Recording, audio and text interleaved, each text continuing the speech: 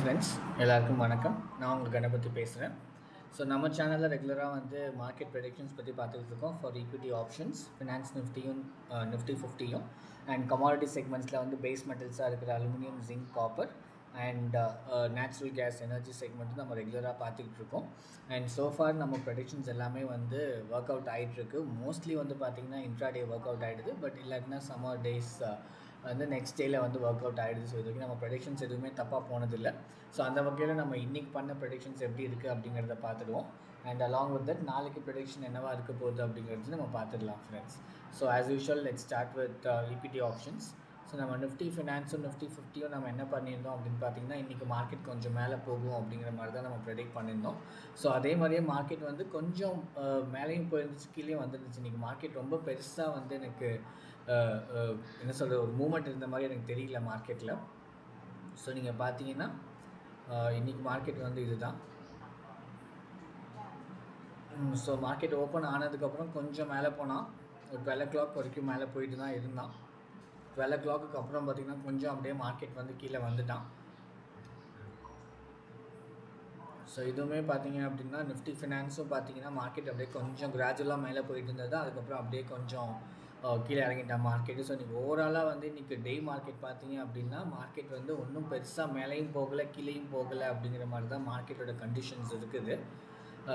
But ஆனால் மார்க்கெட்டில் செல்லர்ஸும் இருக்காங்க, பையர்ஸும் இருக்காங்க. அந்த காரணம் அந்த ஒரு ரீசன்கிறதுனால தான் மார்க்கெட் மேலேயும் போகுது, கீழேயும் போகுது. மார்க்கெட்டால் அந்த என்ன சொல்கிறது, அந்த ஒரு பிரேக் பண்ணி அந்த ஒரு சேச்சுரேஷன் லெவலில் பிரேக் பண்ணி மார்க்கெட்டால் மேலே போக முடியல.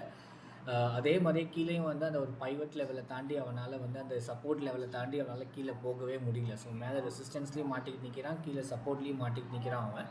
அவனால் எங்கேயுமே மேலே போக முடியல, கீழேயும் போக முடியல. அந்த ஒரு காரணத்தினால தான் நம்ம அப்படியே அதே ரேஞ்ச் பவுண்ட் அப்படியே சைட்வேஸாகவே மார்க்கெட் போயிட்டுருக்கு. பட் நாளைக்கு எனக்கு தெரிஞ்ச ஒரு சின்ன பர்ஸ்ட் அவுட் இருக்கும் அப்படின்னு நான் எதிர்பார்க்குறேன். மோஸ்ட்லி நான் எந்த மாதிரி பர்ஸ்ட் அவுட் எதிர்பார்க்குறேன்னா, புல்லிஷ் சைடில் நான் பர்ஸ்ட் அவுட் எதிர்பார்க்குறேன். But still it can go otherwise as well. கண்டிப்பாக மார்க்கெட் நெகட்டிவ் சைட்லேயும் போகலாம். Because it is after all நம்ம ப்ரெடிக்ஷன்ஸை தாண்டி நிறைய நடக்கலாம். அதனால yes it might go in the negative side as well. But என்னோட ப்ரெடிக்ஷன் நாளைக்கு மார்க்கெட்டில் there might be a burst out in the market. So market மேலே போகிறதுக்கு நிறையா சான்சஸ் இருக்குது அப்படிங்கிற மாதிரி தான் நான் ப்ரெடிக்ட் பண்ணுறேன் ஃப்ரெண்ட்ஸ். ஸோ என்னோடய ப்ரெடிக்ஷன் நாளைக்கு மார்க்கெட் பார்த்தீங்க அப்படின்னா எஸ் செல்லர்ஸ் டாமினேஷன் மார்க்கெட்டில் நல்லாவே இருக்குது. ஏன்னா இன்றைக்கும் பாருங்கள் மார்க்கெட் போன வீக்கும் பார்த்தீங்கன்னா நல்லாவே செல்லர்ஸ் டாமினேஷன்லாம் இருந்துச்சு. ஒன்றும் பெருசாக பையர்ஸ் கிடையாது. இந்த வீக் தான் கொஞ்சம் பையர்ஸ் உள்ளே வந்திருக்காங்க. பட் இன்றைக்கி பார்த்திங்கன்னா திரும்ப செல்லர்ஸ் டாமினேஷனில் ரெசிஸ்டன்ஸில் சப்போர்ட் எடுத்து மார்க்கெட் திரும்ப செல்லர்ஸ் தான் மார்க்கெட்டை கீழே இருக்க ட்ரை பண்ணிகிட்டு இருக்காங்க, கீழேயும் இறக்கிட்டு இருக்காங்க சக்ஸஸ்ஃபுல்லாக. ஸோ அதனால் நாளைக்கு மார்க்கெட்லேயும் செல்லர்ஸோட டாமினேஷன் கண்டிப்பாக இருக்கும். பட் அவங்கள தாண்டி பையர்ஸ் மேலே வருவாங்க அப்படிங்கிறது தான் நான் ப்ரெடிக்ட் பண்ணுறேன் friends. So overall in short, equity ஆப்ஷன்ஸுக்கு நிஃப்டி ஃபினான்ஸ் அண்ட் நிஃப்டி 50 நாளைக்கு மார்க்கெட் எனக்கு மேலே போகும் அப்படிங்கிறது தான் நான் எதிர்பார்க்குறேன். ஸோ நீங்கள் கால் ஆப்ஷனில் நீங்கள் பை பண்ணியிருந்தீங்கன்னா டெஃபினட்டாக ஒரு டீசெண்டான ப்ராஃபிட் பார்க்கலாம் ஃப்ரெண்ட்ஸ்.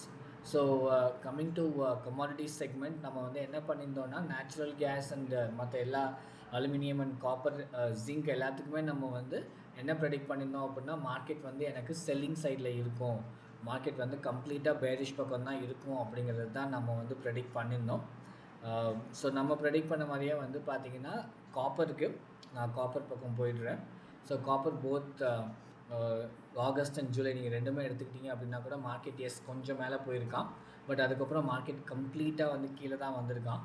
அண்ட் நேச்சுரல் கேஸ்க்கு பார்த்திங்கன்னா அவன் ரொம்பவே பிரேக் அவுட் ஆகி மார்க்கெட் கீழே வந்திருக்கான். கிட்டத்தட்ட பாருங்கள் 290 வரைக்கும் ஹை போனவன் லோ 275 வரைக்கும் வந்திருக்கான். ஸோ கிட்டத்தட்ட ஒரு 15 rupees கிட்ட மார்க்கெட் கீழே வந்திருக்கான். நேச்சுரல் கேஸில் 15 rupees is like a huge profit என்னை பொறுத்த வரைக்கும். பட் ஆனால் நம்ம அந்தளவுக்கு போக மாட்டோம். நம்ம கண்டிப்பாக ஒரு 2 rupees மேக்ஸிமம் இருந்தாலே நம்ம ப்ராஃபிட் முடிச்சுட்டு நான் வெளில வந்துடும் தான் நினப்பேன். நான் அவ்வளோ தூரம் வெயிட் பண்ணி மார்க்கெட்டில் இருக்க மாட்டேன். ஏன்னா அது it also carries a risk factor with it. அந்த ரீசன்னால கண்டிப்பாக நான் அதை பண்ண மாட்டேன். பட் எஸ் மார்க்கெட்டோட கண்டிஷன்ஸ் வச்சு பார்க்கும்போது மார்க்கெட் இதுவுமே பாருங்கள், அலுமினியமும் பாருங்கள் 248.5 ஓப்பன் ஆனவன் 247 வரைக்கும் கீழே வந்திருக்கான். ஸோ நம்மளோட ப்ரெடிக்ஷன் உங்களுக்கு காப்பருக்கு and aluminium and natural gas work out ஆகிருக்குது. ஜிங்க்கு மட்டும் பார்த்தீங்கன்னா கம்ப்ளீட்டாக மார்க்கெட் வந்து புல்லிஷ் பக்கம் தான் போயிருந்திருக்கான். நீங்கள் பாருங்கள், மார்க்கெட் வந்து ஓப்பன் ஆனதுலேருந்து சரி 255.5 ஓப்பன் ஆகிருக்கான். லோ ஒன்றும் பெருசாக மார்க்கெட் கீழே போகல, ஒரு 20 பைசா தான் கீழே போயிருக்கான். பட் மார்க்கெட்டோட டைரெக்ஷன் பார்த்திங்கன்னா கம்ப்ளீட்டாக புல்லிஷாக மட்டுமே தான் இருந்திருக்கு மார்க்கெட்டோட டைரெக்ஷன் இன்றைக்கி ஜிங்க்குக்கு. ஸோ எஸ், அதை வச்சு மட்டுமே நம்ம நாளைக்கு மார்க்கெட் வந்து புல்லிஷாக இருக்கும், பேரிஷாக இருக்காது அப்படிங்கிறத கண்டிப்பாக சொல்ல முடியாது. கண்டிப்பாக நாளைக்கு மார்க்கெட் பேரிஷாக இருக்கிறதுக்கு தான் எனக்கு சான்சஸ் நிறையா இருக்குது. Not just for zinc. என்னோடய ப்ரெடிக்ஷன் படி வந்து உங்களுக்கு அலுமினியம் மார்க்கெட்டுமே வந்து நாளைக்கு வந்து உங்களுக்கு நல்லா ஒரு பேரிஷ் இதுதான் கொடுக்க போகுது அப்படிங்கிறது தான் நான் பார்க்குறேன். எஸ், பயர்ஸ் கண்டிப்பாக இருப்பாங்க. நான் எப்போவுமே சொல்கிற மாதிரி வந்து ஒரு மார்க்கெட்னு எடுத்துக்கிட்டோம் அப்படின்னா செல்லர்ஸும் இருப்பாங்க, பயர்ஸும் இருப்பாங்க. பட் யார் ஜாஸ்தி டாமினேஷன் பண்ணுறாங்களோ அவங்க சைடு தான் மார்க்கெட் வந்து அப்படியே டைரெக்ஷன் போயிட்டுருக்கும். சம்டைம்ஸ் பயர்ஸும் இருப்பாங்க, செல்லர்ஸும் வந்து ஈக்குவல் ஷேரிங், ஈக்குவல் பர்சன்டேஜில் இருக்கும்போது உங்களுக்கு வந்து மார்க்கெட் ஒன்று அந்த ஸ்பின்னிங் டாப் கேண்டிலாக வந்து உங்களுக்கு உட்காரும். அப்படி இல்லாட்டினா வந்து டோஜி மாதிரி ஒரு கேண்டில்ஸ் வந்து ஃபார்ம் ஆகும். உங்களுக்கு யார் வந்து எப்போ வந்து ஒரு ப்ராப்பரான ஒரு ரெட் கேண்டில் விழுகுது அப்படின்னா அப்போ விச் மீன்ஸ் தட் பயர்ஸால் வந்து அந்த இடத்துல டாமினேஷனே பண்ண முடியல, செல்லர்ஸ் மட்டுமே தான் டாமினேட் பண்ணியிருக்காங்க அப்படிங்கிறத நம்ம அண்டர்ஸ்டாண்ட் பண்ணிக்கலாம். ஸோ அந்த வகையில் இன்றைக்கி முக்கால்வாசி இது பார்த்திங்கன்னா காப்பருக்கு இருந்தாலும் சரி, நேச்சுரல் கேஸ்க்காக இருந்தாலும் சரி, பார்த்திங்கன்னா உங்களுக்கு வந்து கம்ப்ளீட்டாக வந்து செல்லர்ஸ் மட்டுமே தான் டாமினேட் பண்ணியிருந்திருக்காங்க. ஸோ நாளைக்கு மார்க்கெட்டை வந்து என்னை பொறுத்த வரைக்கும் வந்து எஸ், செல்லர்ஸ் பக்கம் இருக்கிறதுக்கு தான் சான்சஸ் ஜாஸ்தி இருக்கிற மாதிரி நான் பார்க்குறேன். மார்க்கெட் வந்து ஒன்றும் பெருசாக பயர்ஸ் எனக்கு இருக்காதுன்னு எனக்கு தோணுது. Same it goes for zinc as well. என்ன தான் இன்றைக்கி மார்க்கெட் வந்து பெருசாக வந்து எனக்கு பயர்ஸ் பக்கம் போய் மார்க்கெட் வந்து ஒரு ப்ராப்பரான ஒரு புல்லிஷ் கேண்டில், க்ரீன் கேண்டில் விழுந்திருந்தாலும் எனக்கு மார்க்கெட் வந்து எனக்கு செல்லர்ஸ் பக்கம் தான் இருக்கும் அப்படிங்கிறத நான் எதிர்பார்க்குறேன். ஸோ எஸ், நாளைக்கு மார்க்கெட் ஆஸ் யூஷுவல் நீங்கள் மார்க்கெட் ஓப்பன் ஆகட்டும், ஒரு 1 or 2 hours வெயிட் பண்ணுங்கள். மார்க்கெட் வந்து அது எப்படி பிஹேவ் ஆகுது, எந்த பக்கம் போகுது அப்படிங்கிறத நம்ம அனலைஸ் பண்ணி கொஞ்சம் பயர்ஸ் பக்கம் போகட்டும் மார்க்கெட்டு. பயர்ஸ் பக்கம் போனதுக்கு அப்புறமா நீங்கள் வந்து செல் பண்ணிங்க அப்படின்னா, அந்த டாப்பில் செல் பண்ணிங்க அப்படின்னா வந்து அது சொல்லுவாங்க இல்லைங்களா, அந்த மார்க்கெட்டோட ஷேர் மார்க்கெட்டில் அந்த ஒரு டெர்மினாலஜிஸ் படி பார்த்தீங்க அப்படின்னா ஹையில் வந்து விற்கணும், லோவில் வந்து வாங்கணும் அப்படின்னு சொல்லுவாங்க. நமக்கு அது எந்த ஹைன்னு தெரிஞ்சுக்கிறது தான் வந்து அதில் இருக்க டாக்டிக்ஸே. நம்ம it's easy to make a statement, ஹையில் விற்கணும், லோவில் வாங்கணும் அப்படிங்கிறது. பட் நம்ம எல்லாருமே நான் பண்ண பெரிய காமன் மிஸ்டேக்ஸ் வந்து அது எந்த லோவில் வாங்கணும்னு தெரியாதது தான். மேபி உங்களுக்கு அது தெரிஞ்சிருந்துருக்கலாம். எனக்கு அது அந்த ஒரு காமன் மிஸ்டேக்காக இருந்ததுனால வந்து என்னால் அது பண்ண முடியல. But yes, over the period of time நான் அதை வந்து லேர்ன் பண்ணிக்கிட்டேன். So I hope you will also understand it. And it comes only when you start looking in to the market very regularly. So நீங்கள் market எப்போ ரெகுலராக பார்க்க ஆரம்பிக்கிறீங்களோ அப்போ உங்களுக்கே ஒரு அண்டர்ஸ்டாண்டிங் கிடைக்கும். ஓகே, இது வந்து உங்களுக்கு ஒரு சேச்சுரேஷன் லெவல், இதுக்கு வந்து கீழே மார்க்கெட் இறங்காது, நம்ம இந்த இடத்துல வந்து வாங்கலாம். அதே மாதிரி தான் மேலே போகும்போது இதுக்கு மேலே மார்க்கெட் மேலே போகும், நம்ம இந்த இடத்துல வந்து விற்றுடலாம் அப்படிங்கிறது உங்களுக்கே அண்டர்ஸ்டாண்டிங் வரும். ஸோ அந்த பேசிஸில் வந்து நான் வந்து ஜிங்கோட ப்ரெடிக்ஷன் நாளைக்கு வந்து என்ன தான் இன்றைக்கி பயர்ஸ் டாமினேஷனில் இருந்தாலும் நாளைக்கு நான் வந்து செல்லிங் சைடுக்கு தான் நான் வந்து ப்ரெடிக்ட் பண்ணுறேன். அண்ட் செல்லிங் சைட் பார்த்தீங்கன்னா வந்து கம்ப்ளீட்டாக மார்க்கெட் வந்து செல்லர்ஸ் பக்கம் இருக்குங்கிறது நான் சொல்லலை. மார்க்கெட் வந்து கண்டிப்பாக பயர்ஸும் உள்ளே இருப்பாங்க, அவங்களோட டாமினேஷனும் கொஞ்சம் இருக்கும். பட் அவங்களோட டாமினேஷனை தாண்டி ஜாஸ்தியாக வந்து செல்லர்ஸோட டாமினேஷன் இருக்கும், பேரிஷ் பக்கம் மார்க்கெட் போகுங்கிறதுனால நான் உங்களை வந்து செல்லிங் சைடுக்கு எடுக்க சொல்வேன். And it applies for copper, aluminium, zinc, இது வந்து பேஸ் மெட்டல்ஸு. அண்ட் நேச்சுரல் கேஸும் வந்து எனர்ஜி செக்மெண்ட்டில் இருக்க நேச்சுரல் கேஸ்க்குமே இது வந்து அப்ளிகபிள். மார்க்கெட் வந்து செல்லிங் சைடு தான் போகும் கொஞ்சம். எஸ், பயர்ஸ் கண்டிப்பாக இருப்பாங்க ஃப்ரெண்ட்ஸ், கண்டிப்பாக பயர்ஸ் இருப்பாங்க. பட் அவங்கள தாண்டி வந்து செல்லர்ஸ் இருப்பாங்க. நீங்கள் கண்டிப்பாக என்னோடய ப்ரெடிக்ஷன் படி வந்து நான் உங்களுக்கு வந்து ரெக்கமெண்டேஷன் கொடுக்குறதா பார்த்தீங்கன்னா செல்லிங் சைடுக்கு போங்க அப்படிங்கிறது தான் நான் ரெக்கமெண்டேஷனாக கொடுக்குறேன். பட் அகெயின் இன்னொரு ரெக்கமெண்டேஷன் ஸ்ட்ராங்காக நான் வைக்கிறது என்னென்னு பார்த்தீங்கன்னா, நீங்கள் உங்களோட ஓன் ஸ்ட்ராட்டஜி டெவலப் பண்ணுங்கள். மார்க்கெட் கேண்டில்ஸ்டிக் பேட்டர்ன்ஸ் அனலைஸ் பண்ணுங்கள். இண்டிகேட்டர்ஸ் லாட் ஆஃப் இண்டிகேட்டர்ஸ் இருக்குது, அதை நீங்கள் அனலைஸ் பண்ணுங்கள். மார்க்கெட்டோட ட்ரெண்டை பாருங்கள்.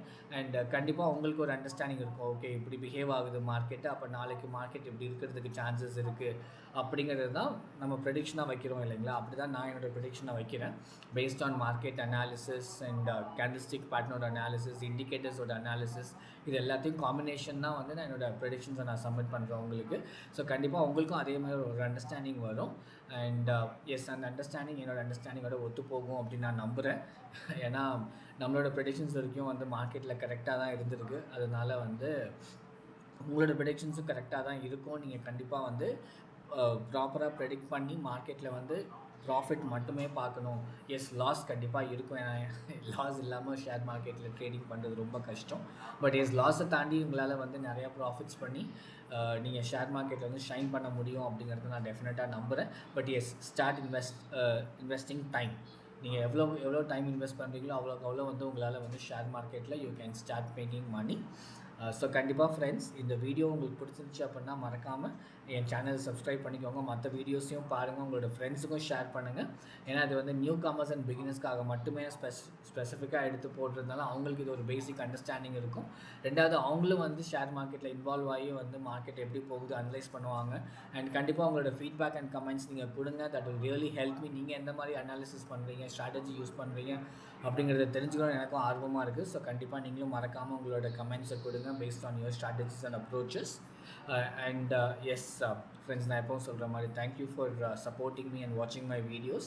Thank you friends. Good night.